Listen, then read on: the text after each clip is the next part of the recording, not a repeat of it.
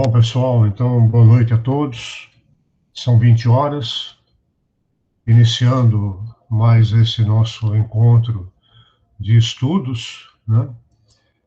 Vamos, como praxe em toda reunião e todo acontecimento espírita, iniciarmos nosso encontro dessa noite, elevando nosso pensamento a Deus, nosso Pai, a Jesus, o seu mensageiro, pedindo que abra nossa mente, abra nosso coração, para que as discussões desta noite e os assuntos que forem tratados possam ser úteis para o nosso aprendizado, para sedimentar a nossa caminhada rumo à melhora espiritual que nos for possível nesse momento.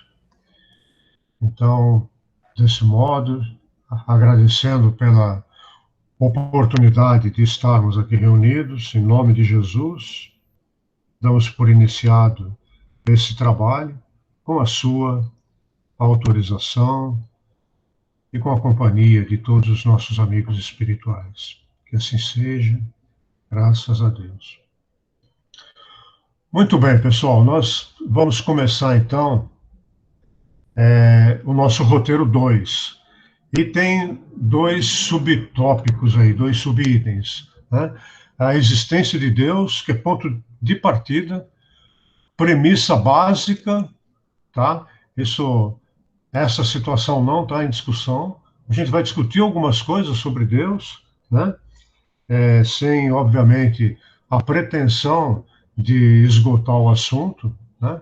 Mas vamos falar alguma coisa, como a doutrina espírita enxerga, historicamente, como é, a, a, as civilizações viam Deus, né?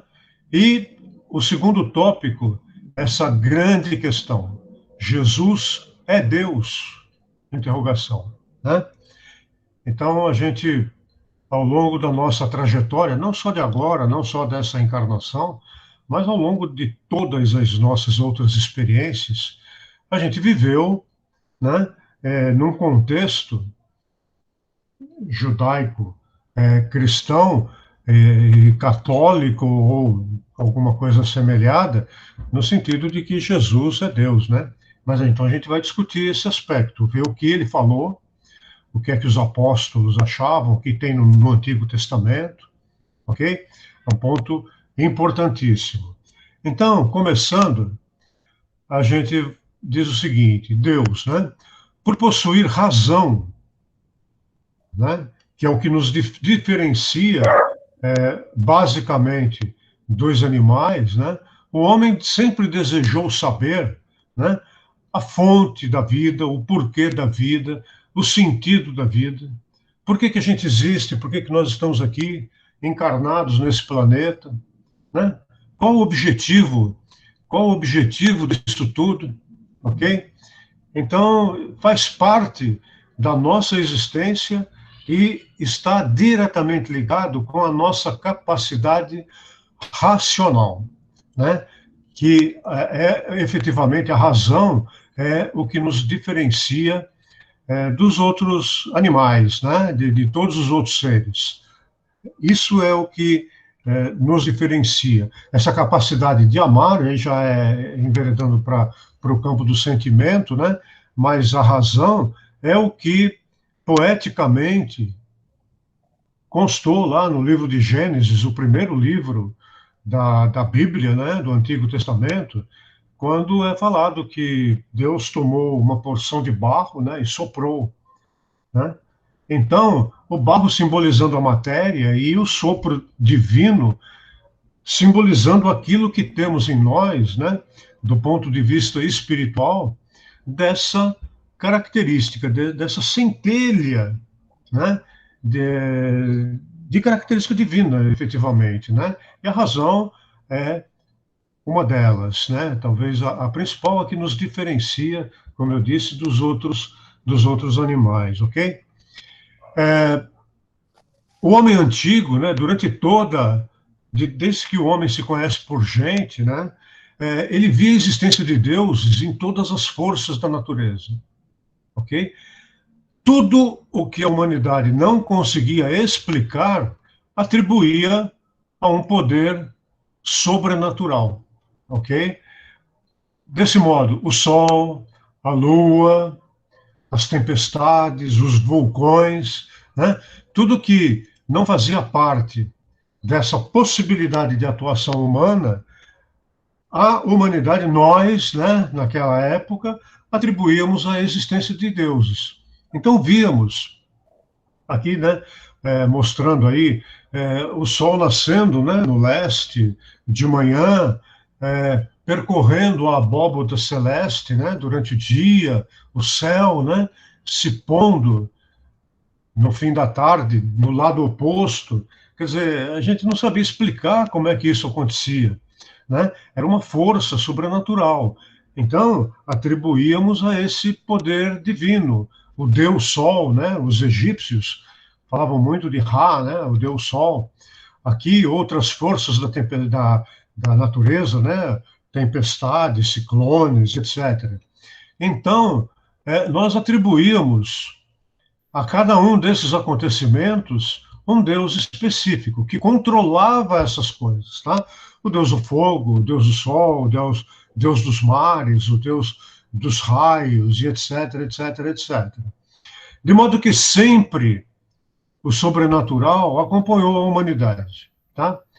Os primeiros itens de adoração a essa força que nós não conseguíamos explicar, né, foram os itens, os ídolos de barro, de madeira, de ossos, pedra, né, os totens. Então, o homem foi criando elementos de adoração para simbolizar, né, essas divindades, esses deuses, entre aspas, que ele acreditava existir. Tá certo? Essa é a história da humanidade em termos. Sempre trouxemos intuitivamente essa, essa percepção da existência de algo superior a nós, né? Não sabíamos explicar o que era, e então atribuíamos a todas essas circunstâncias que tínhamos por sobrenatural, ok? Então, na antiguidade, né, mas não tão recentemente, mas mais de uma maneira mais afastada, o homem entendia Deus como um ser antropomórfico. O que é um ser antropomórfico? É um ser que foi descrito ou concebido com a forma e características de ser humano, né? Antropo aqui, antropo significa humanidade e mórfico é forma. Então, um ser antropomórfico é um ser que tem características humanas, tá?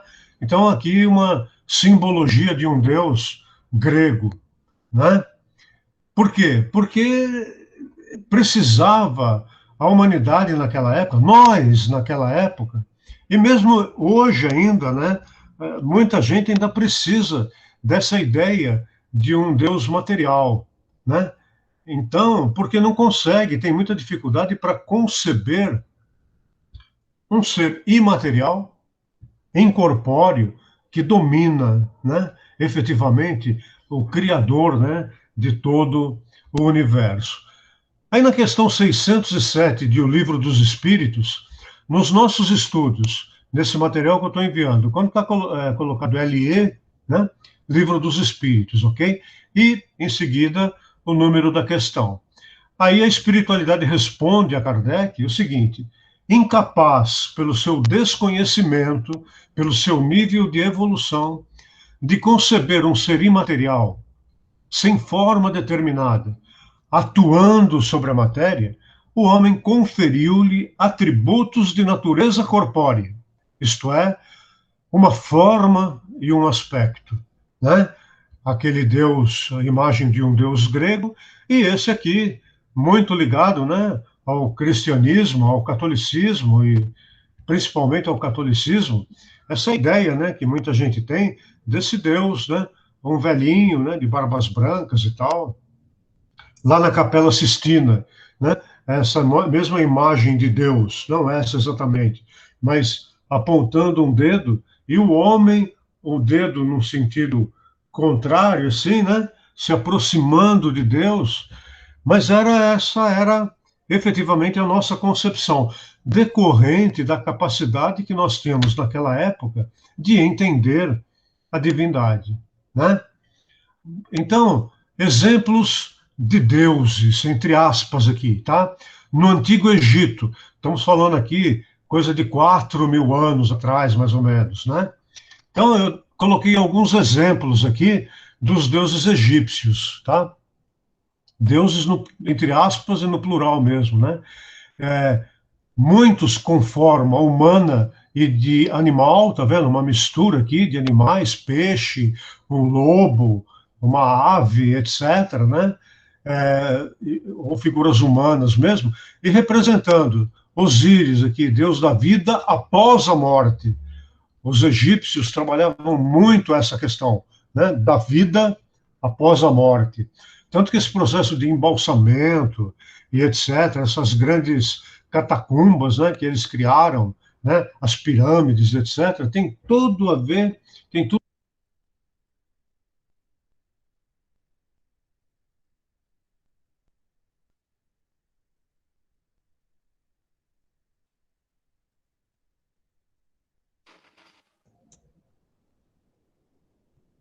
Acho que ativei agora, certo?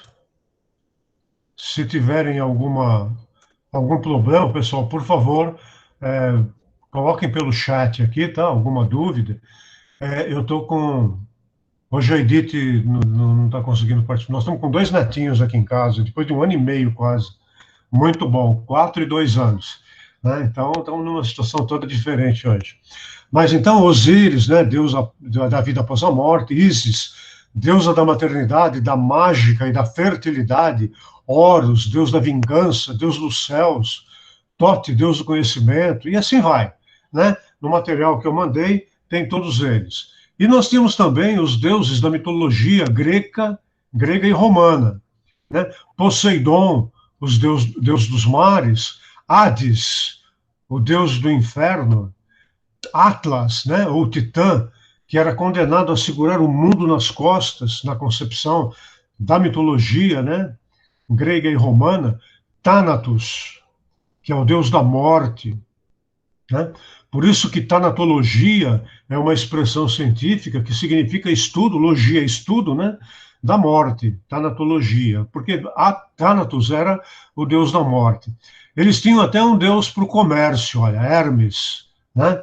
É, um deus para o fogo, Hera, deusa da família, Artemis, deusa da caça, Atena, deusa da sabedoria, tinha um deus para o vinho, que era Dionísio, ou Baco, dependendo da denominação grega ou romana, né? Apolo, deus da beleza, Aron, que era o barqueiro do Hades, né? Hades era o inferno, né? Tem o deus do inferno aqui. E esse Caron era o barqueiro que levava, né, as almas dos seres que morriam que iam lá para o inferno eram levadas por esse barqueiro. Então, isso aqui é só para exemplificar como é que a humanidade entendia Deus, né? Precisava de uma forma física, ok? Porque não conseguia concebê-lo como um ser imaterial, como um espírito, né? Então, também ao longo da história, cada povo entendeu Deus conforme o seu grau de evolução, conforme a sua condição cultural. Então, para alguns, esse Deus tinha que ser um ser material, né, com forma humana, poderoso, né, um Deus guerreiro, né, às vezes vingativo, que castigava, que se irava, né, que ficava com raiva das pessoas que pecavam, etc, etc, né? Era um Deus em função dessa raiva toda, dessa ira na concepção das pessoas, né? Em consequência disso, ele precisava de prendas, de oferendas, né? Prendas são oferendas, ou de sacrifícios de animais e até de seres humanos. Veja bem, se o Deus era esse Deus vingativo, né, que punia, então eles precisavam aplacar a sua ira. De que maneira? Oferecendo prendas e sacrifícios, né? Chegava ao ponto de oferecer sacrifícios humanos. Durante muito tempo, funcionou dessa maneira, né? Ora um Deus bom, ora severo, um Deus que castigava, um Deus que se vingava, né? Um Deus na concepção antiga lá, que da época lá da história de Noé, né? Que fez chover, como o relato diz, né? Por 40, é figurado isso, né? A gente tem que entender dessa forma. Mas fez chover por 40 dias e 40 noites e inundou tudo, de modo que até o mais alto pico da terra estava coberto pelas águas. Então, numa atitude vingativa, né? Para exterminar a humanidade, que ele mesmo tinha criado. Mas era a concepção, era como os povos da antiguidade enxergavam Deus, com todas essas variações, né? E com Jesus, qual a visão de Deus que Jesus nos trouxe, né? Um Pai amoroso, misericordioso, compreensivo, que nos ama a todos, integral e igualmente, e que nos oferece infinitas oportunidades de refazermos os nossos caminhos quando nós nos desviamos dele. Essa é a visão de Deus que Jesus nos trouxe. Um Pai amoroso, um Pai de misericórdia, mas também um Pai de justiça, né? Então, aí já a gente já invadindo um pouco aí a questão da doutrina, né? Na terça-feira, eu não consigo enxergar todos que estão aqui conosco, mas na terça-feira, no nosso atendimento fraterno lá, a gente estava conversando e o Guilherme trouxe uma colocação que a Marina Ferri brinca muito, né? Porque tem uma máxima que fala que a doutrina espírita é uma doutrina consoladora. E é mesmo, né? Ela consola, ela nos fala dos nossos antepassados, nos dá esperança, sabe, nos informa que não há pena eterna, né? Que não há inferno. Existe o nosso inferno pessoal particular, que a gente cria para nós mesmos, mas não uma região delimitada e que se eu morrer em pecado vou ficar queimando pela eternidade, nada disso. Então, é uma doutrina consoladora. Mas também aí já é uma brincadeira verdadeira da Marina, dizendo que a doutrina espírita também é uma doutrina incomodadora. Por quê? Porque se Deus é um Pai de misericórdia, ele também é um Pai de justiça, né? Então ele tem as suas leis. E toda vez que cada um de nós descamba e descumpre algum aspecto das leis divinas, que são as leis naturais, né? Então a gente está provocando um desequilíbrio para nós mesmos e para os outros que nós vamos precisar consertar. Então não é castigo, mas ele nos dá infinitas oportunidades de nós nos melhorarmos, né? Mas então a gente tem que o Guilherme, estou vendo aqui, né? Muito legal, o Guilherme, todo mundo conhece, né? Guilherme Azevedo, um palestrante espírita, nossa, muito, tem um dom da palavra aí, é muito boa, são muito boas as palestras do Guilherme. Essa semana tem algumas atividades aí, procure na internet que vale a pena. Então, essa é a visão que Jesus nos trouxe, ok? Então, vamos aprofundar um pouquinho, né? E a doutrina espírita, o que ela nos fala? Que Deus é a inteligência suprema, a causa primária de todas as coisas. No Livro dos Espíritos, a primeira questão das 1019 perguntas e respostas que estão lá no Livro dos Espíritos, que a gente viu em semanas anteriores, que contém toda a fundamentação filosófica da doutrina, a primeira pergunta, olha que interessante, é: o que é Deus? Olha que Kardec não perguntou para a espiritualidade quem é Deus, porque quem nos remeteria aquela visão anterior, antropomórfica, né? Daquele Deus como uma figura humana, aquele velhinho, ou aquele Deus guerreiro, aquele Deus vingativo, punitivo. Não, não é isso, né? Então, o que é Deus? É uma instância que nós não conseguimos, pela nossa pequena estrutura moral e de conhecimento ainda, né? Estamos caminhando, mas ainda somos crianças espirituais, entender a grandiosidade de Deus e do próprio Jesus, né? Que a gente vai tentar discutir um pouco hoje. Então, Kardec perguntou: o que é Deus? E a resposta dos espíritos: Deus é a inteligência suprema, a causa primária de todas as coisas. É o criador de tudo que existe. Nós podemos atuar na criação de uma maneira menor ou maior, dependendo da nossa evolução, né, como co-criadores, como diz André Luiz, de uma maneira muito interessante. Né? Os espíritos puros são co-criadores, atuando diretamente com Deus, porque eles já atingiram toda a evolução possível de ser atingida por nós, espíritos. Né? Então, concluída essa fase de aprendizado, de melhoria, de evolução, eles estarão, como nós também, estamos a caminho do regresso à convivência mais próxima de Deus. Então, receberíamos nessa condição grandes missões, né? Mas também podemos atuar na nossa limitação, no nosso dia a dia, nesse pequenino, mas abençoado planeta que habitamos, né? Da maneira que nos compete, né? Atuando com pequenas coisas, melhorando pequenas coisas, melhorando a nós mesmos, colaborando de uma maneira ou de outra, para que outras pessoas também, né, que convivem conosco, encontrem ferramentas para melhorar, para evoluir. Porque tem um detalhe interessante, isso faz parte da justiça divina. Ninguém evolui pelo outro, ok? Ninguém caminha pelo outro. O outro pode nos ajudar, pode estar ao nosso lado, pode nos incentivar, né?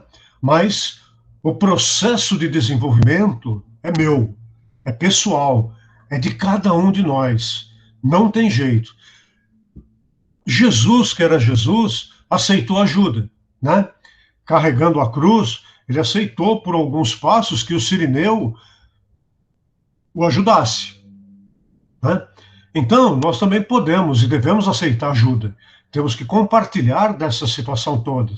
Talvez o grande objetivo da nossa encarnação seja conviver, seja entender o outro, seja aceitar a ajuda do outro, ajudá-lo naquilo que nós podemos ajudar, né?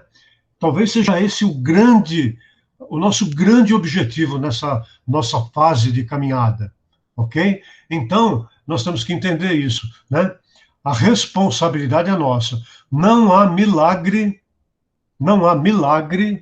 que nos isente, né, de termos a responsabilidade pelas nossas atitudes, ok? E quanto mais consciência nós tivermos, mais responsáveis seremos pelos erros que cometermos, tá bom? A gente vai discutir muito isso, tá? Mais lá para frente um pouco. Então, a questão 4 do Livro dos Espíritos. Onde se pode encontrar a prova da existência de Deus? Olha a pergunta que Kardec fez para a espiritualidade, porque ele questionava muito, né? Ele sabia que ele estava imbuído de uma grande missão.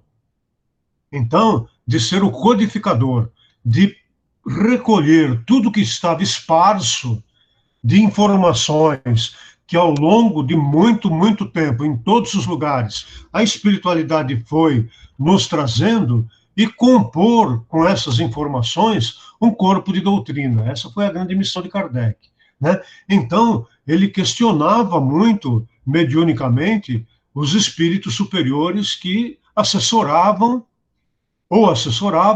e assessoraram a própria codificação da doutrina espírita, que nada mais é do que a doutrina dos espíritos. A doutrina que busca resgatar os ensinamentos simples, puros e grandiosos que Jesus nos trouxe, sem tudo isso que nós fomos enxertando ao longo desses 2000 anos dessa história pós-Jesus, ok? Então ele perguntou, onde é que se pode encontrar prova da existência de Deus? E a espiritualidade respondeu para ele, num axioma que aplicais às vossas ciências. Axioma, o que vem a ser um axioma, né?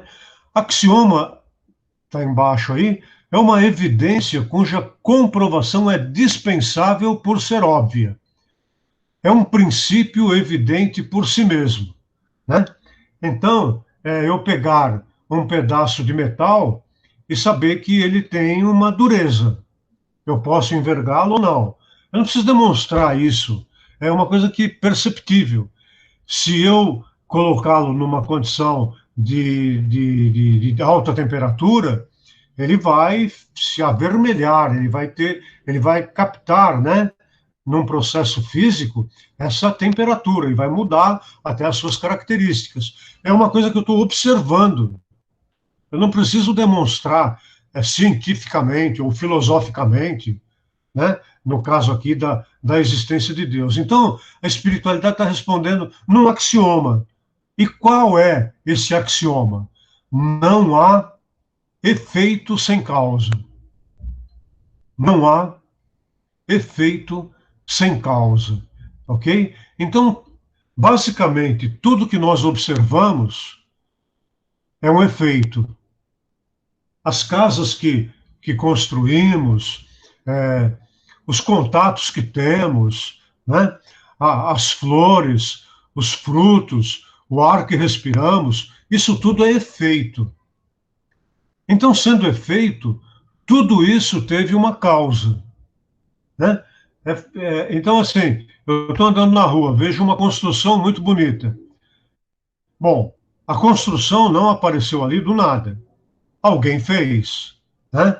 Alguém projetou, alguém fez todos os cálculos, né? E etc. Uma pessoa, um grupo de pessoas, né? Os pedreiros, usando dessas informações, desses estudos, foi trabalhando a matéria, né?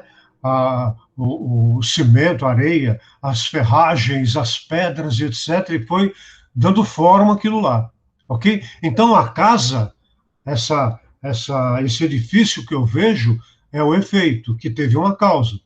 A ideia que o concebeu e as mãos que o criaram, a partir dessa ideia concebida. Então, não há efeito sem causa, tá? Se eu estou com frio, ou hoje, né?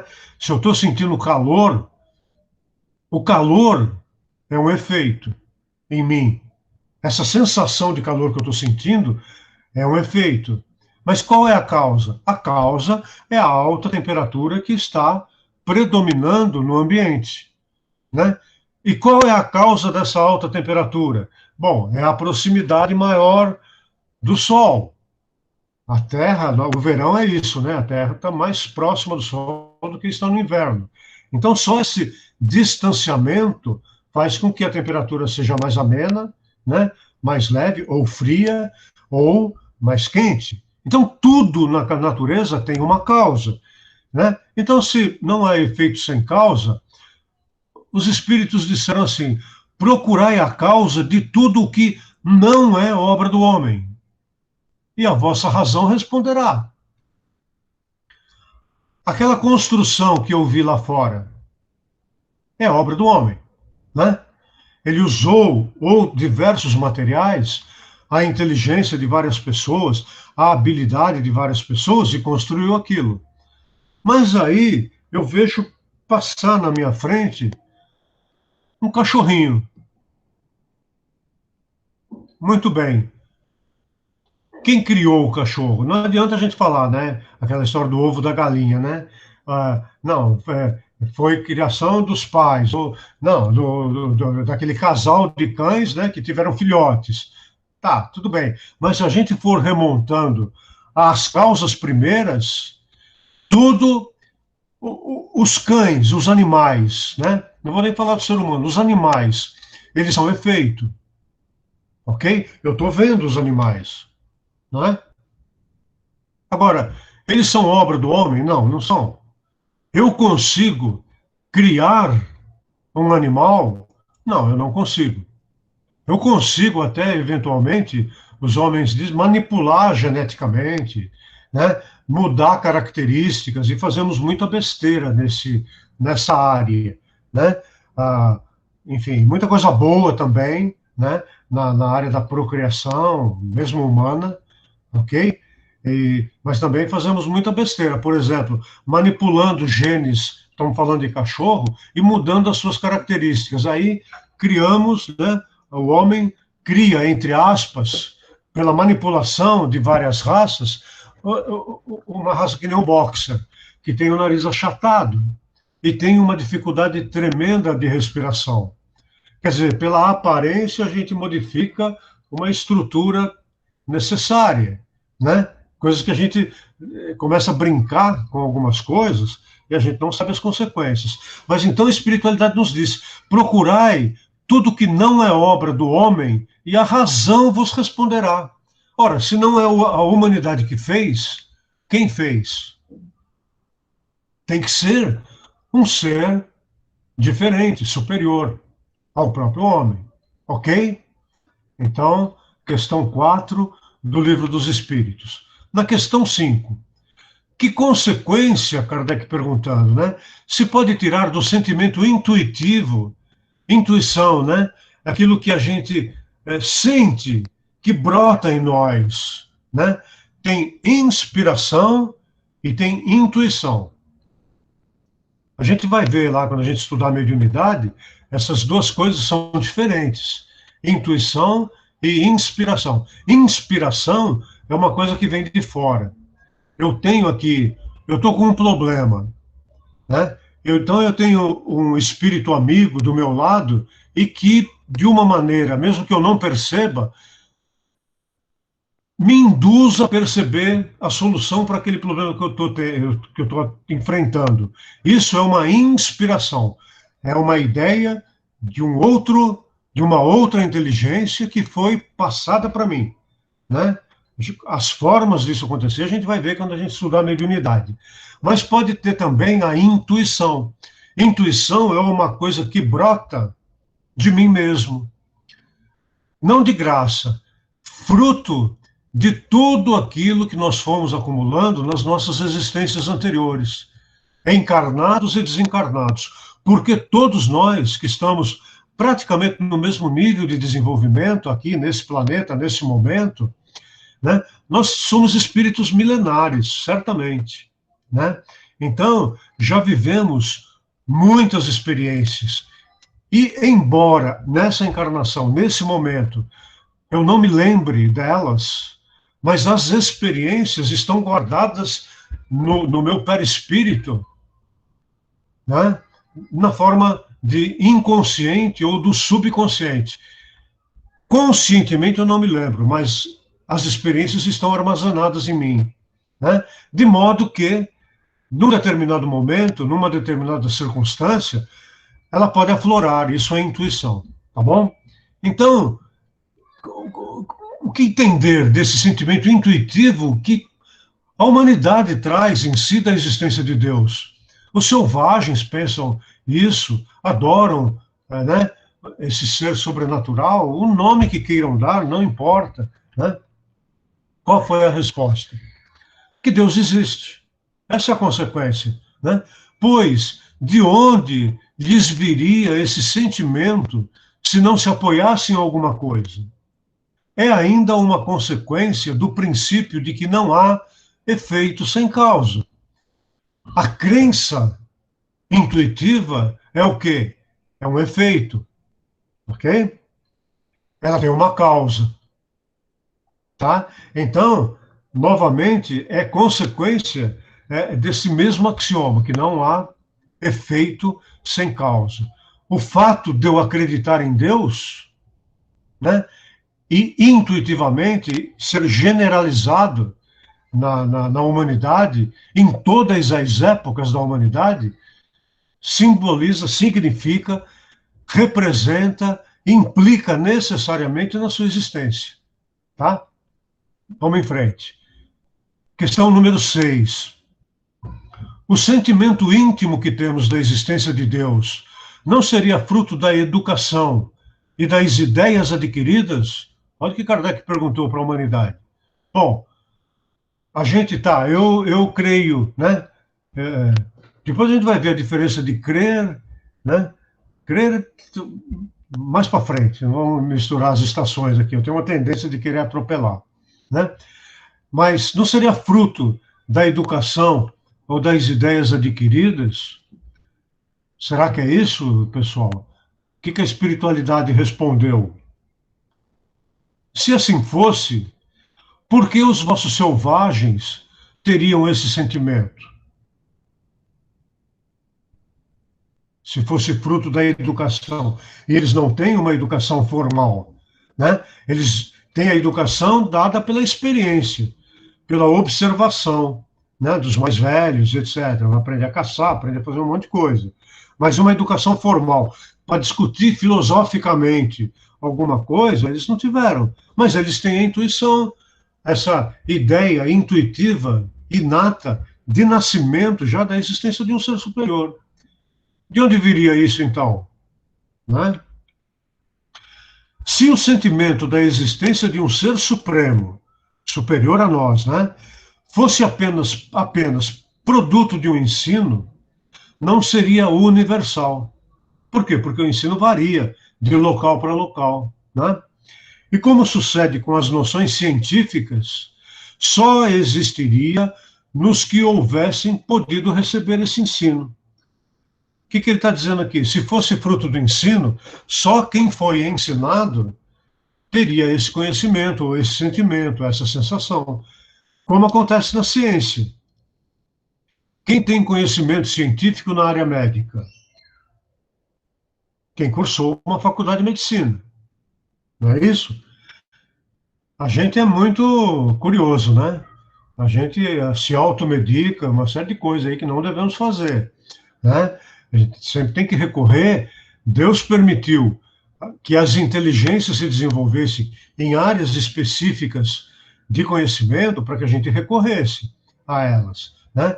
Então, o médico é isso, o engenheiro é isso, enfim, ok? Então, o que ele está dizendo? A noção científica, por exemplo, ela só é de conhecimento, ela só é propriedade de quem teve a oportunidade de cursar aquele ensino específico, ok? Esse sentimento, essa certeza interna que nós temos da existência de Deus, não pode ser fruto de ensinamento. Então, voltando ao axioma, se todos nós sentimos isso, mesmo aqueles que dizem que não creem, né? É engraçado que os que se dizem muitas vezes ateus, né? E tudo, no momento de dificuldade, de um perigo iminente, são os primeiros que bradam, né? Meu Deus, me ajude e tal. Mas, enfim, é uma outra situação, para um outro momento. Questão 7. Poder-se-ia encontrar, olha o que Kardec perguntou, nas propriedades íntimas da matéria, a causa primeira da formação das coisas? Kardec era um cientista, né? Então, ele perguntou, será que a matéria, como os materialistas creem, que tudo que existe foi por acaso, lembram? A gente viu isso, né? Tudo por acaso, a criação é tudo por acaso. Os espiritualistas todos acreditam que, além do corpo físico, da matéria, existe alguma outra coisa. Então, Kardec pergunta, né? Vamos ficar aqui na questão do ser humano. Será que a propriedade da nossa matéria já não traz a causa, já não é a causa da formação, né, do nosso corpo, ou para os outros tipos de matéria, para tudo que existe? Será que já não está gravado na matéria isso? Aí, Kardec faz a pergunta difícil, né? Mas o que eles responderam? E sempre tiveram respostas, e pessoal, nenhuma resposta constante do Livro dos Espíritos, nenhuma resposta dada pela espiritualidade sobre mediunidade que está lá no Livro dos Médiuns, nenhuma informação trazida mais recentemente, coisa de 70 anos, por exemplo, na área científica ou moral, por André Luiz, nenhuma informação foi desmentida pela ciência. Apesar de todo o avanço da ciência, nenhuma informação da doutrina espírita, dos espíritos, caiu por terra nesses 170 anos de doutrina espírita. Ok? Então, é uma coisa para ser pensada, é uma coisa muito séria, né? Mas o que eles responderam? Mas então, qual seria a causa primeira dessas propriedades? É preciso sempre ter uma causa.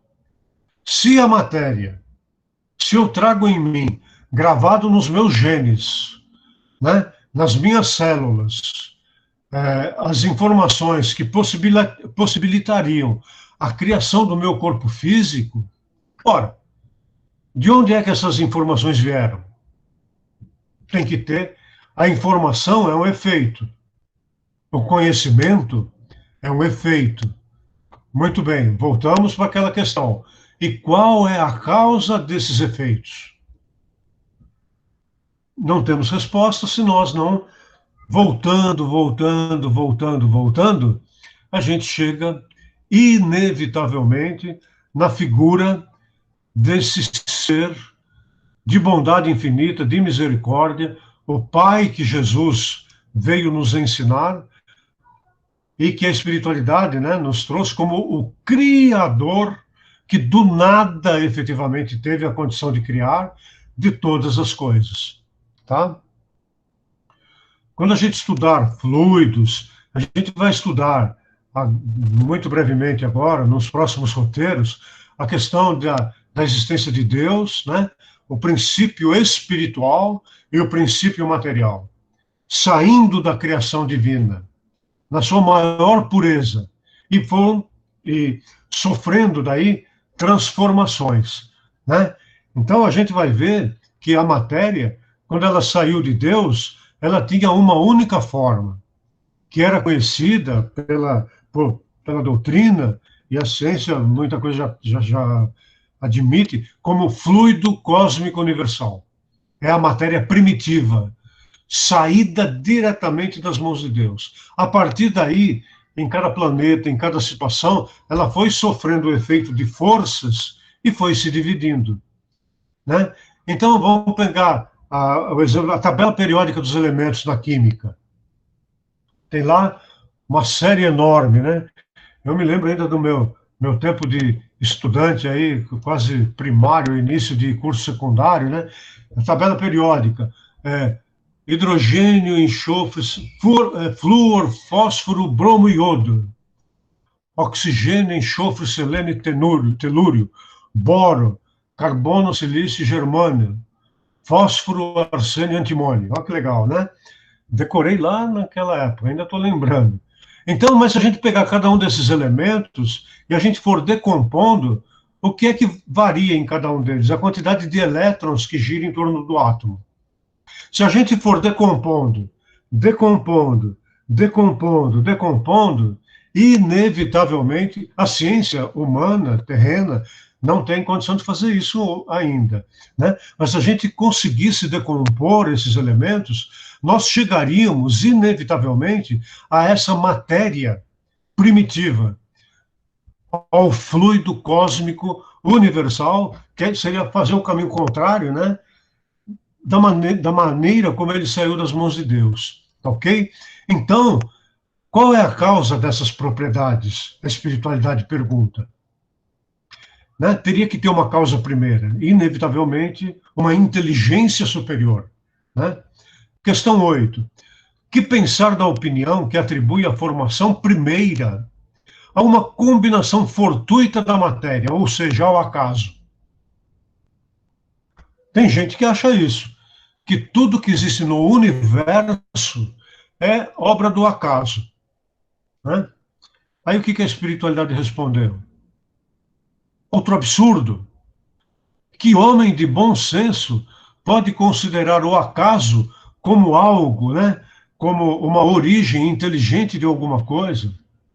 E além disso, eles perguntam: o que é o acaso? O que é o acaso? É o nada.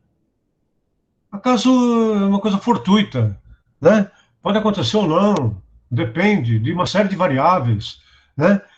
São efeitos que vão depender de várias causas anteriores, ok? Então, o acaso é um nada sozinho, ele não existe por si, certo? Vamos em frente.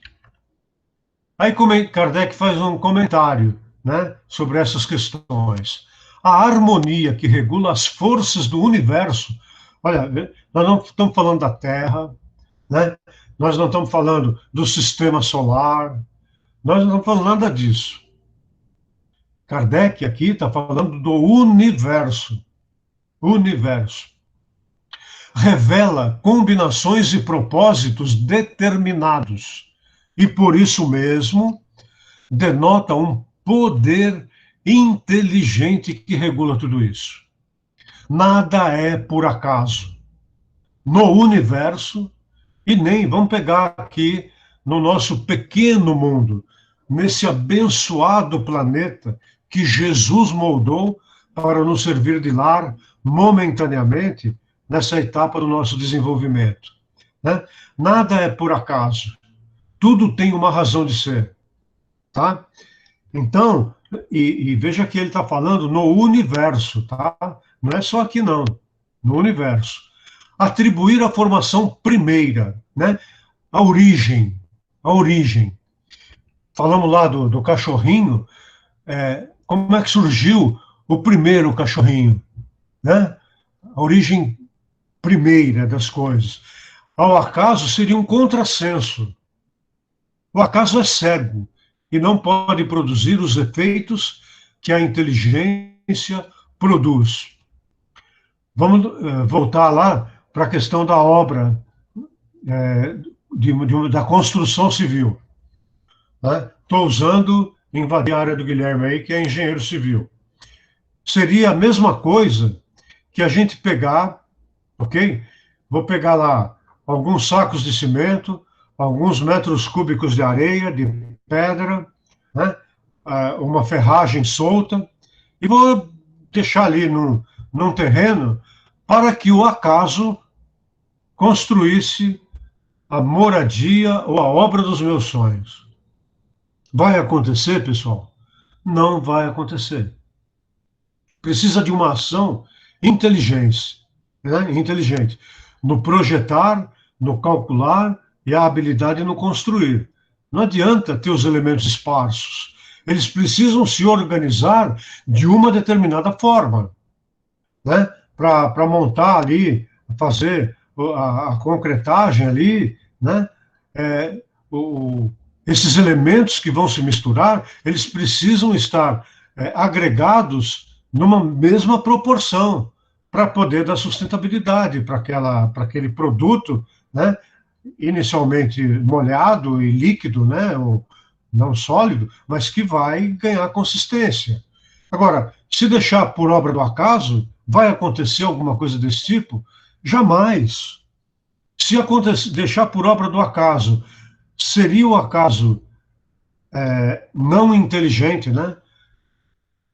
Suficientemente capaz de criar alguma coisa? Um outro ser que, como nós, inteligentes, né? Não dá, né? Não dá. E aí ele conclui, né, que um acaso inteligente já não seria um acaso. A inteligência que teria, teoricamente, nesse acaso, que não existe, né? O acaso inteligente, o acaso é acaso, é fortuito, né? Então, se por trás desse acaso houver uma inteligência, aí já não é mais acaso, tá? Tudo bem? É para ter um pouco essa noção, né, de Deus. Aí ele pergunta, onde se vê na causa primeira, no primeiro instante da criação das coisas, uma inteligência suprema e superior a todas as inteligências. Como é que eu percebo isso? Né? Foi o que ele perguntou para a espiritualidade. E a resposta: tendes um provérbio que diz: pela obra se conhece o autor. Pois bem, vede a obra universal, e procurai o autor. E procurai o autor. É o orgulho nosso, né, que gera a incredulidade. É o orgulho que eu posso sentir no sentido de não admitir que exista um ser superior ou mais inteligente do que eu mesmo. Olha, né, o absurdo.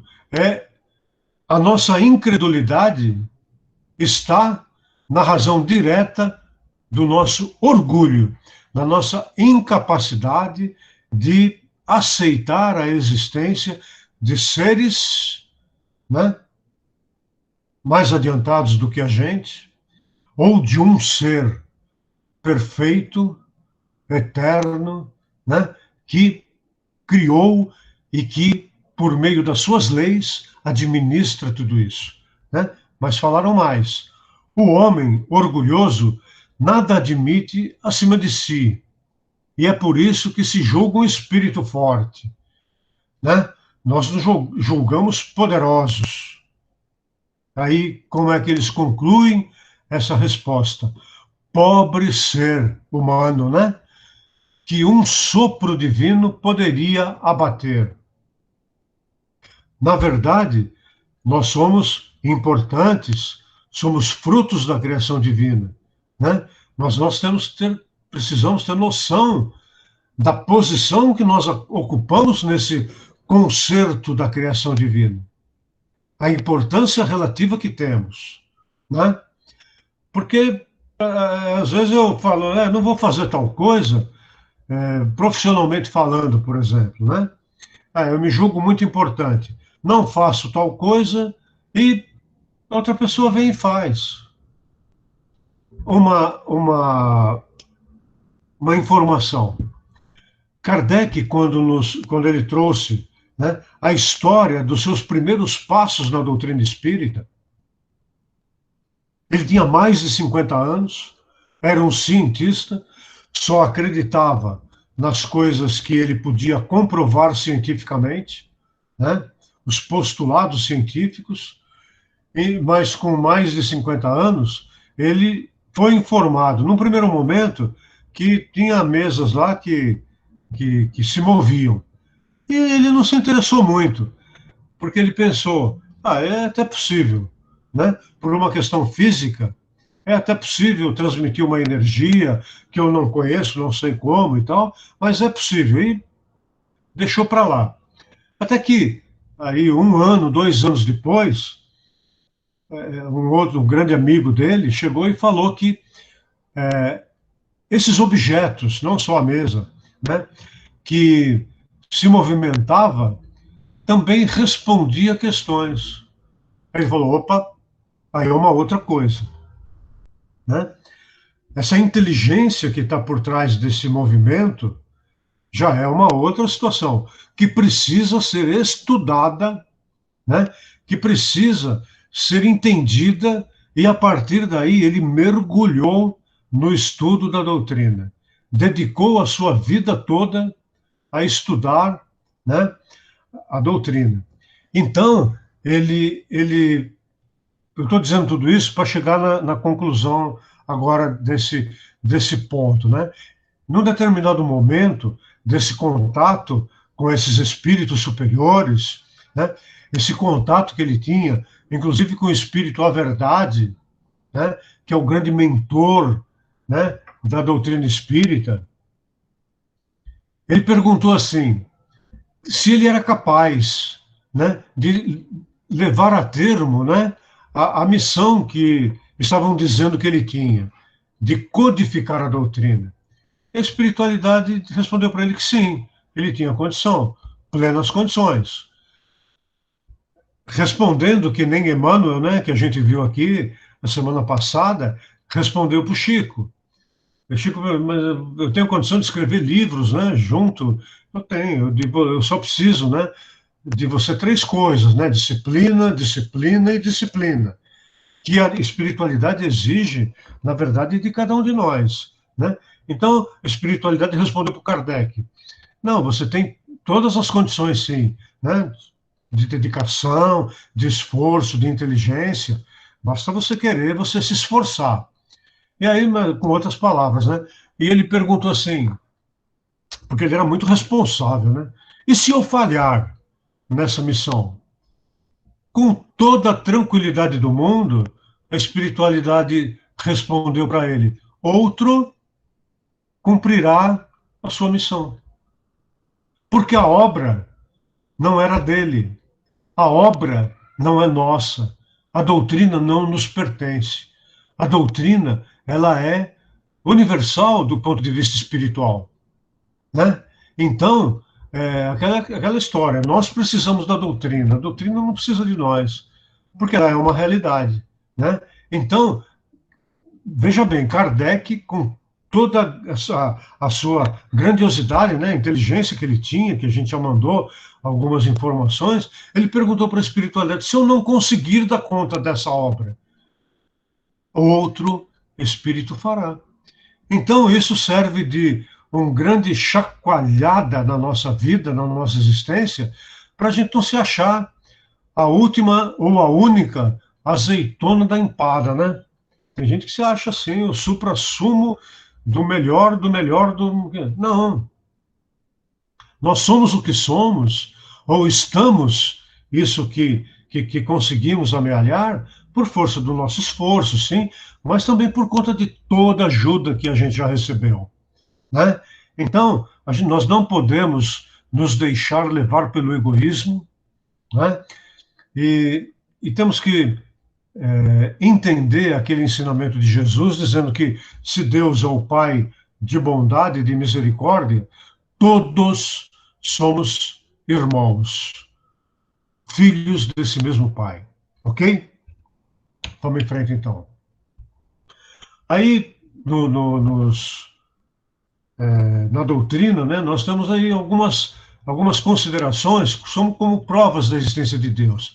Esse sentimento instintivo e universal da crença em Deus, que vem inato, né, vem de nascença das criaturas, as revelações pelos mensageiros divinos de toda estirpe, de toda ordem, né? A obra harmônica do universo e dos seus sistemas, tá? Isso demonstra a existência de um ser superior, né? A insuperável inteligência da estrutura total da natureza. Tem gente que fala, né? A natureza sábia. Bom, tudo bem, a natureza, se a gente entender como um conjunto de árvores, de coisas e tal, a própria humanidade, ela é sábia. Mas quem foi que deu essa? Quem é que realmente responde por essa inteligência? É esse ser superior, né? Então, essa inteligência que denota aqui na natureza, nos seus mínimos detalhes, revela a existência de um poder inteligente. A gente pensa assim, de uma bolota, né, de carvalho, uma semente, a gente, se cair numa terra fértil, vai produzir árvores e outros frutos de uma maneira que a gente não consegue avaliar, né? Então, como é que o processo daquela semente se germinar, se transformar numa plantinha, numa árvore, amadurecer, né? E produzir um fruto, por exemplo, que vai gerar N outras árvores da mesma espécie. Onde é que está essa sabedoria? Será que está na própria árvore? Será que a gente traz? Sim, trazemos, mas são coisas que essa matéria orgânica ela foi adquirindo essa experiência ao longo dos milênios da sua existência. Ok? A gente vai ver bem isso. Então, Diz aqui, pela obra se deduz a inteligência do autor. Eu posso criar uma planta? Nenhum de nós pode. A gente, é, a gente modifica as plantas, né? Fazemos enxertos, ok? Para dar uma característica diferente, mas criar alguma coisa nova, do nada, a gente não consegue. A inteligência é uma coisa extracorpórea. Como no nosso caso, a inteligência, eu vou adiantar um pouco aqui, que a gente vai estudar bem isso. A inteligência, ela não é produzida no cérebro. Não é o cérebro que é inteligente. A inteligência está na mente, que é uma entidade, né, é uma instância extracorpórea. Essa mente, ela precisa do cérebro para se manifestar. Então, o cérebro nada mais é do que uma antena, do que uma ferramenta. O cérebro é fundamental para a nossa existência orgânica. Se ele for danificado, a nossa existência vai ser muito prejudicada se o nosso corpo físico não morrer, né? Porque é ele que controla a nossa respiração, a pulsação, etc, etc, etc. Mas por trás desse controle está essa inteligência da mente, ok? A gente vai ver bem isso lá para frente. Eu vou dar umas pinceladas assim, para despertar o interesse, tá? Vai ficando cada vez menos filosófico e mais nosso dia a dia mesmo, né? Reencarnação, o processo de desencarnação, o que os espíritos fazem quando desencarnam e vão para o, entre aspas, mundo espiritual, que é aqui mesmo também, né? Isso tudo a gente vai ver. Todo o universo é regido pelas mesmas leis divinas, leis naturais, né, divinas, portanto, olha bem, perfeitas e imutáveis, tá? Aqui tem uma implicação. A implicação que tem aqui é da inexistência dos milagres, entendido no seu aspecto teológico como uma derrogação da lei divina. Então, nesse sentido teológico, o milagre não existe. Porque a humanidade atribuía aos deuses, né, e como milagre, tudo aquilo que ela não conseguia explicar. A partir do momento que nós entendemos um fenômeno, cientificamente inclusive, que eu sei que a Terra é redonda e que o Sol é fixo e que nós estamos girando em torno do Sol, aquela existência, o nascimento, entre aspas, do Sol, todo dia de manhã, no mesmo ponto do horizonte, e crescendo, né, nessa abóboda celeste, né, no céu, até se pôr do outro lado, no poente, no fim da tarde, quando eu entendo isso, deixa de ser milagre. Eu não preciso mais da existência de um Deus Sol, né? Aí eu já sei que existe um Deus superior que criou tudo isso. Mas o fato do Sol nascer todo dia ali não é milagre. É uma decorrência da lei divina, da lei natural. Em decorrência disso, eu poderia pensar assim, não, eu sou tão poderoso que amanhã o Sol não vai existir, não vai ter sol, não vai nascer. Eu posso até não vê-lo, né? Se tiver encoberto, muitas nuvens, chuva, tudo, o Sol eu posso não vê-lo, mas eu posso ter a convicção de que acima daquelas nuvens de chuva, o Sol está ali, brilhando, soberano para o nosso planeta, fundamental para a existência da vida, como em todos os dias da sua existência. Tem um dia que ele vai deixar de existir. Ele vai consumir todo o seu combustível e vai deixar de existir. A ciência calcula isso, sei lá, alguns bilhões de anos para frente, tá bom? Mas, por hora, por enquanto, na nossa condição, a gente pode ter certeza, a convicção de que amanhã cedo eu tenha problema ou não tenha problema, eu esteja triste ou esteja alegre, né? O sol nascerá por obra e por graça divina. Tudo bem? Então, pessoal, a gente tem aqui, ó, no macrocosmo, né, a figura do nosso sistema solar, né? O Sol, aqui, os planetas, né? A Terra é o quarto planeta aqui, com a Lua aqui, ó. Os outros planetas muito maiores do que a Terra, né? Temos aqui Júpiter, que é o maior dos planetas, Saturno, né? Cada um deles girando em torno do Sol. Agora, essa mesma lei que regula isso, ela vale também para um átomo. Dá para a gente estabelecer uma comparação, né? O Sol como o núcleo do átomo, os planetas como os elétrons que estão girando em torno dele. Veja bem, a mesma lei que garante que os planetas girarão ao redor desse astro, no nosso caso, o Sol, garantem também que os elétrons girarão em torno do seu núcleo. É a mesma lei que regula o infinitamente pequeno e o infinitamente grandioso. Mesmas leis divinas, tá? Aqui é uma molécula de DNA, né?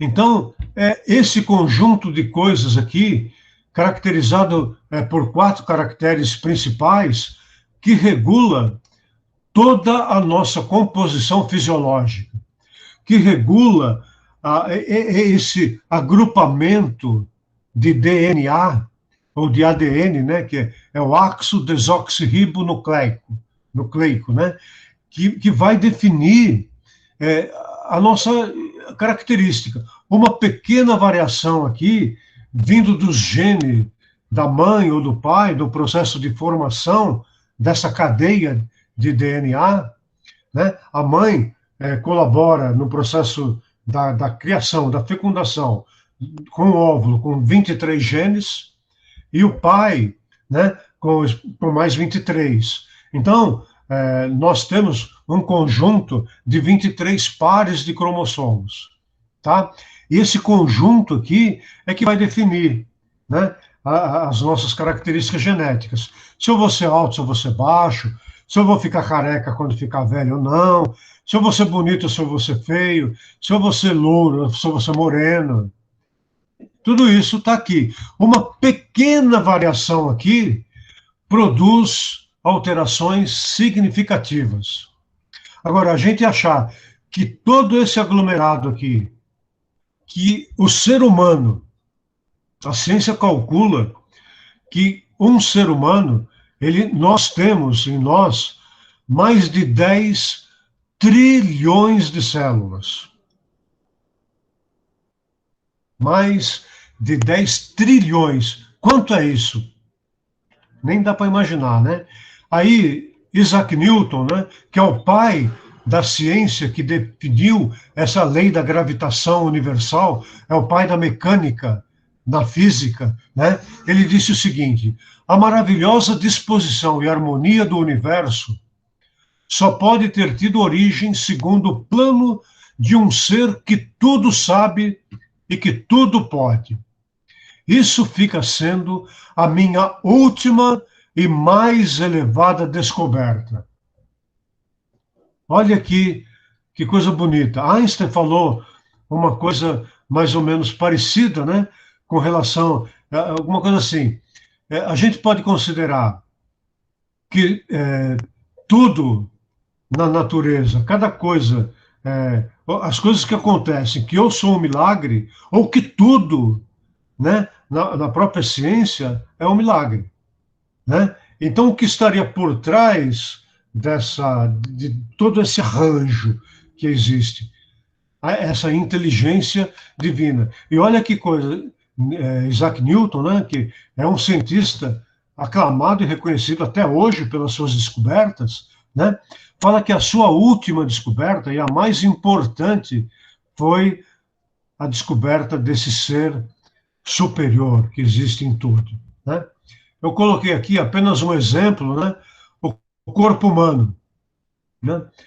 O cérebro aqui, o sistema nervoso central, periférico, com as suas sinapses, né? Os seus neurônios, que um neurônio ligado ao outro.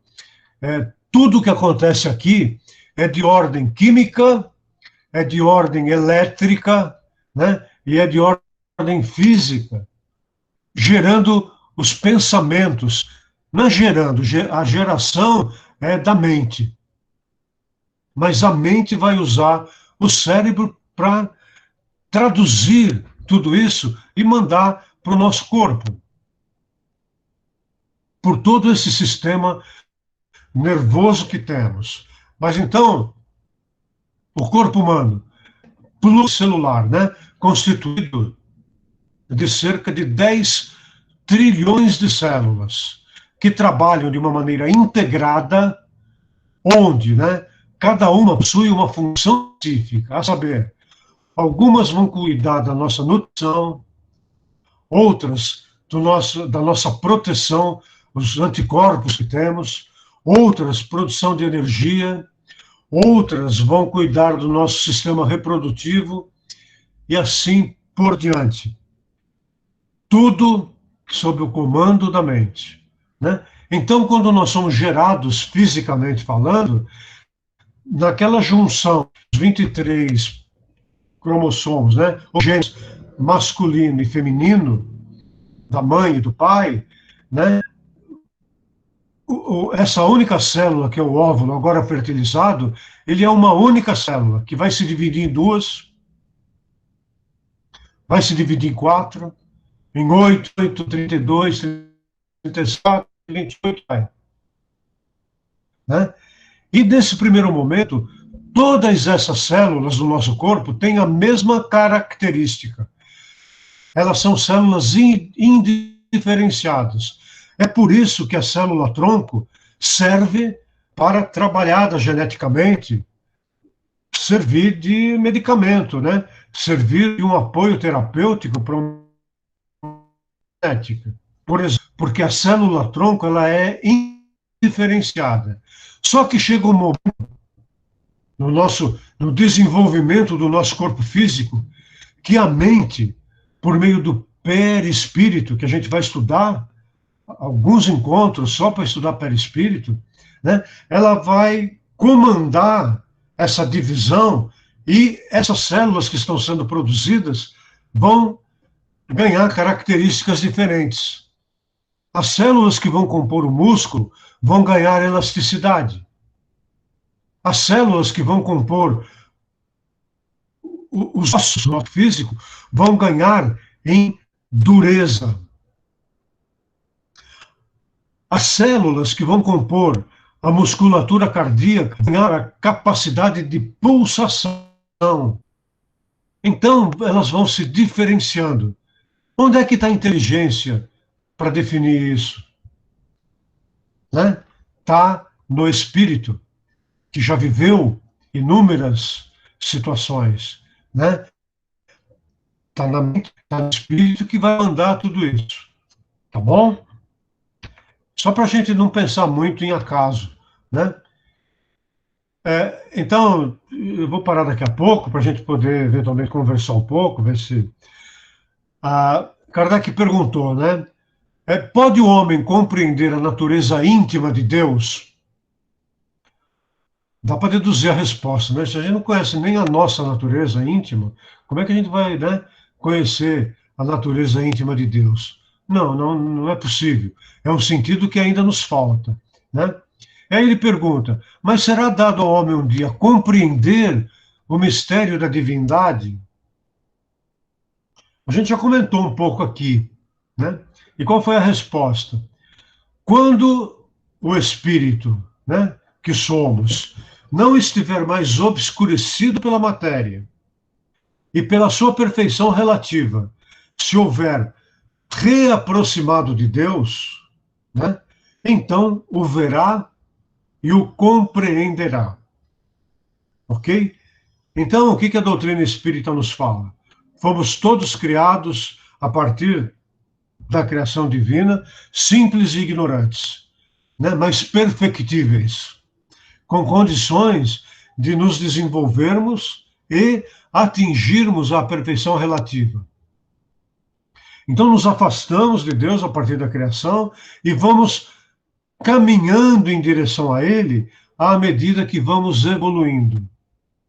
E quando atingirmos o ponto máximo de evolução possível para os espíritos, né, que não é igual à perfeição divina, que é absoluta, a gente vai ver isso, nós estaremos próximos de Deus, gravitando na mesma atmosfera de Deus, né, e tendo condição de sermos os co-criadores da sua obra dentro dessa capacidade já aumentada que teremos. Ok? É isso que a espiritualidade respondeu para Kardec. Poderemos vê-lo, senti-lo, compreendê-lo, né? E partilhar com ele dessa mesma estrutura, tá ok? Atributos da divindade. Vamos parar por aqui. A gente vê isso a partir da próxima semana, tá bom? Se a gente não pode entender a essência de Deus, a gente pode entender o que ele precisa ser. Vamos só a esse slide aqui. Então, Deus é eterno. Inevitavelmente. Tá? Por que Deus é eterno? Porque se ele tivesse tido um começo, ele teria saído do nada, entre aspas. Ou, então, teria sido criado por um ser anterior. Ora, se o Deus que a gente concebe, nesse caso aqui, não sendo eterno, foi criado por um ser anterior, então é esse ser anterior que seria Deus. Então, necessariamente, Deus é eterno. Ok? E uma outra informação: nós não somos eternos, porque fomos criados por Deus, mas somos imortais. A partir do momento que fomos criados, não mais morreremos, espiritualmente falando, né?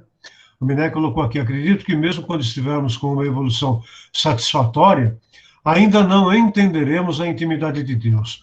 Nos falta muito ainda evoluir. Sim,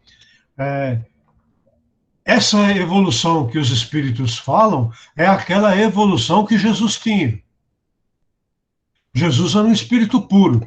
Então, há 4,5 bilhões de anos, que quando a Terra foi criada, a partir desses elementos dispersos pelo universo, né, espalhados, o que aconteceu? Ele recebeu de Deus a incumbência de organizar a Terra.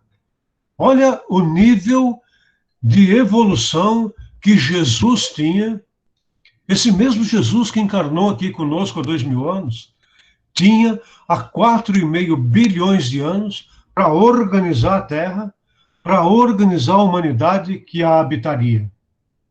Né? Então, é dessa evolução que a espiritualidade está falando. Então, nós vamos levar muito, mas muito tempo para conseguirmos. Mas não podemos nos esquecer que somos espíritos imortais. É por isso que a espiritualidade não tem pressa conosco. Tá? Deus é imutável. Por quê? Porque se ele estivesse sujeito a mudanças, como a matéria, né, as leis que regem o universo não teriam nenhuma estabilidade. Assim, a lei divina, né, que é o meio pelo qual Deus rege tudo que existe no universo. A lei divina fala, a lei natural, né, a lei divina natural, fala que se eu pegar um caroço de abacate e plantar, vai nascer daquela fruta, daquela árvore, o fruto abacate. Deus não vai mudar a sua lei para que, se eu plantar um caroço de abacate, nasça um pé de abacaxi. Ele não vai revogar sua lei. Então, ele é imutável. As leis que ele criou para reger o universo são imutáveis. Porque se a cada hora ele fizesse uma coisa ou pensasse de uma outra forma, se as leis fossem variáveis, o universo não teria estabilidade. E o universo é estável. Tá? Deus é imaterial. Tem a ver aqui com essa questão anterior. Né? Porque a matéria muda. Nós que somos matéria não mudamos. Então, se Deus fosse material, aquele ser com feição humana, com jeito humano, como nós pensávamos, se ele não fosse imaterial, ele estaria sujeito a transformações da matéria. E, portanto, ele não seria imutável. Ok? Então, a gente vai ver mais 3 a partir da próxima semana. Eu vou fechar a apresentação. Aí, pessoal, se quiserem abrir os microfones aí, falar alguma consideração sobre isso que a gente está vendo, colocar no chat aqui, ou depois no grupo, né? Mas é muito legal isso, né? Nos dá essa dimensão, né? Da nossa importância e da nossa posição relativa no universo, né? Esse entendimento, essa percepção que eu tenho da existência desse Pai que Jesus veio nos ensinar, esse Pai de misericórdia, que nos fez a todos iguais, né? Que permite que a gente vá evoluindo de acordo com o nosso ritmo. A espiritualidade não exige nada de nós. Nos ensina, né? Que acho que foi Paulo que disse, né? Tudo posso. Posso fazer o que eu quiser, mas nem tudo me convém. Ok? Então, ele já tinha percebido, há 2000 anos atrás, né? Que nada era proibido, na verdade. Não tem ninguém, eu quero cometer uma insanidade, não tem ninguém que vai me segurar e vai me impedir. O que a espiritualidade vai fazer? Eles vão me intuir, eles vão me ensinar, vão ensinar através das outras pessoas, vão ensinar por meio das pessoas que convivem comigo, profissionalmente, né? Socialmente, mas principalmente no âmbito da família. A família é um grande laboratório de ensino. Então, nós estamos nos ensinando mutuamente, convivendo. Então, se eu tenho essa concepção, fica muito difícil, se não impossível, que eu transgrida a lei divina. E qual é a lei divina? Sintetizada naquilo que Jesus nos disse, né? Amar a Deus sobre todas as coisas, a essa inteligência soberana, suprema, criador de tudo, né? E ao próximo como a ti mesmo.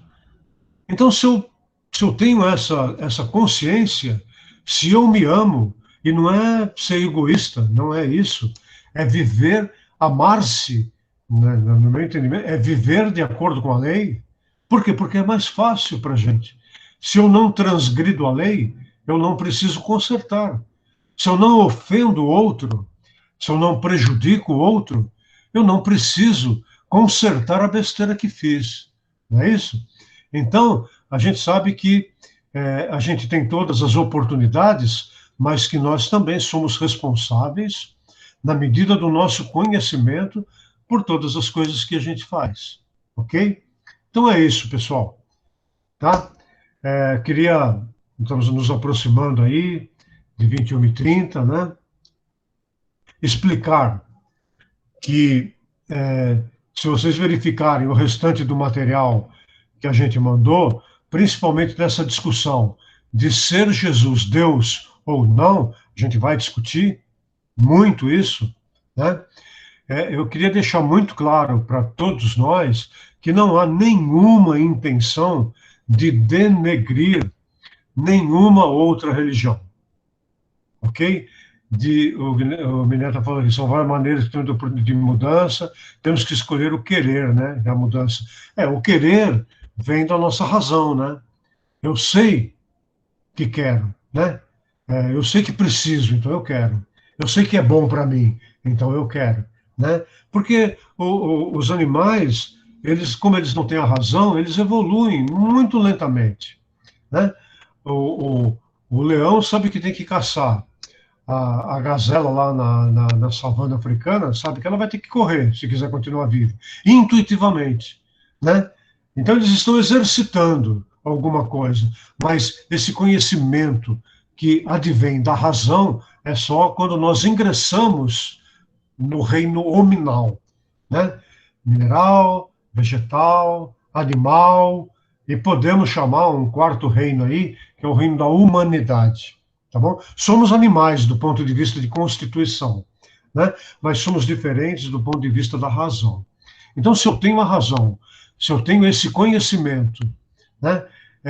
Se eu sei disso dentro de mim, verdadeiramente,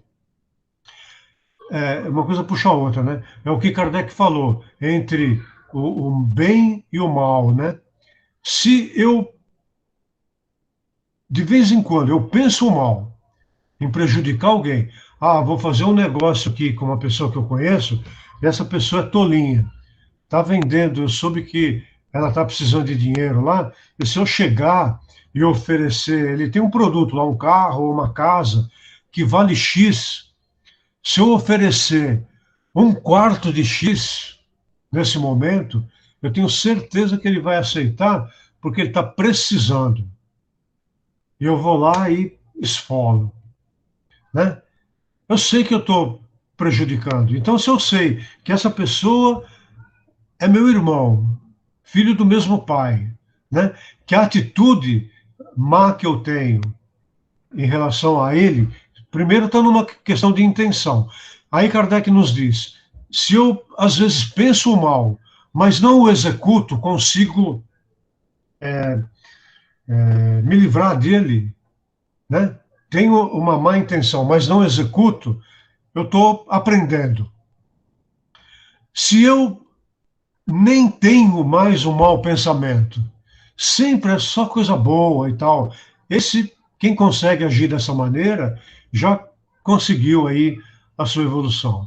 E aquele que ainda pensa o mal, age de uma maneira maldosa e ainda se compraz no mal, esse ainda tem muito chão para percorrer, muito chão. Então são as três alternativas que nós temos, né? Ou eu nem penso o mal, consigo viver plenamente como Jesus ensinou, é muito difícil, praticamente impossível no nosso nível de evolução, porque a gente escorrega muito, a gente erra muito, mas o importante, cada vez que nós erramos, é que a gente se levante, que a gente se levante, né? E recomece. Conserte o que errou e recomece. Se eu nem penso isso, né? Espíritos missionários, né? Que vieram aqui à Terra e praticamente só pensavam bem, só praticavam bem, esses já estão muito bem encaminhados. Agora, aqueles que ainda são maldosos e etc., nesse momento que nós estamos vivendo, de uma mudança de transição planetária, né? Muito provavelmente ainda não terão tempo de conseguir o processo de evolução, ok? Estou vendo aqui a dona Lourdinha. Dona Lourdinha, fundadora, o André Luiz tem dois associados fundadores, que é o casal Bonani, né? O seu João Batista Bonani e a dona Lourdinha, né? Que está conosco aqui, humildemente, pessoal, que nem o Guilherme, que nem a Vera, que nem a Áurea, que nem um monte de gente. Tem uma dificuldade de ser uma atividade online, porque a interação fica um pouco prejudicada, né? Eu não estou vendo todo mundo, não estou sentindo a reação das pessoas. Então, às vezes, quando a gente exemplifica, assim, fala de alguém, é, poxa vida, pessoas que trabalham em outras casas e que estão junto conosco aqui, né? Pessoas que estudam e que conhecem a doutrina e muito mais do que a gente. Estamos aqui acidentalmente, né? Para trabalharmos juntos, ok? Então, 21h29, como a gente viu em outros momentos, pontualidade para começar, pontualidade para encerrar. Vou fazer um convite aqui para a dona Lourdinha. A senhora consegue habilitar o microfone da senhora, dona Lourdinha? A senhora consegue clicar em cima desse microfoninho vermelho para poder falar? Agora, se a senhora falar, a gente vai ouvir. Eu acho que ela fez alguma coisa lá. Dona Lourdinha, tá nos ouvindo? Acho que quando ela apertou o botãozinho do microfone, ela saiu. Guilherme, você quer fazer a prece de encerramento? Eu não sei se a dona Lourdinha vai conseguir voltar. Eu não sei quem está conosco aqui. Semana passada a Renata fez. A Vera está conosco, Vera? Quer fazer? Isso, o convite vale para qualquer um, viu, pessoal? Tá bom? Mas são 21h30, então, hoje, vamos nós mesmos, tá ok? Elevando novamente esse nosso pensamento, esse nosso sentimento, a esse Deus que estamos tentando entender um pouquinho, Criador de todas as coisas, esse Deus de uma bondade infinita, de infinita misericórdia, de infinita sabedoria, também de justiça. A Jesus, a todos os trabalhadores da sua obra, a todos os seus mensageiros, que convivem conosco, direta ou indiretamente, no nosso dia a dia. Nós agradecemos imensamente por mais esse dia da nossa vida, por mais essas experiências que estamos vivenciando, por tudo o que nos acontece de bom e, eventualmente, das coisas não tão boas, mas que daqui a pouco a gente vai perceber como úteis para esse nosso processo de evolução. Agradecemos por toda a proteção que nos é dispensada, pela companhia desses amigos espirituais, nos nossos lares, nos nossos locais de trabalho, nas reuniões que fazemos, pedindo que efetivamente essa proteção, esse amparo, essa companhia, essa amizade desses espíritos benfeitores estejam conosco em todos os momentos da nossa vida e que de nossa parte possamos fazer o possível, aquilo que estiver ao nosso alcance, para continuarmos cada vez mais merecedores dessa companhia, merecedores dessa proteção. Então, que Jesus, que todos os trabalhadores da sua obra estejam ao lado de todas aquelas pessoas bem intencionadas, independente da religião que professem, mas desde que bem intencionadas, as protegendo, as intuindo e ajudando-as ou ajudando-nos a caminhar nesse nosso processo evolutivo. Então, que Jesus esteja efetivamente ao nosso lado, hoje, agora e sempre. Que assim seja, graças a Deus. Então, pessoal, até a próxima segunda-feira, ok? Quando estaremos todos juntos nesse mesmo, usando esse mesmo recurso, se Deus e Jesus assim o permitirem, ok? Um grande abraço a todos, ótima noite. Valeu, pessoal. Até a próxima.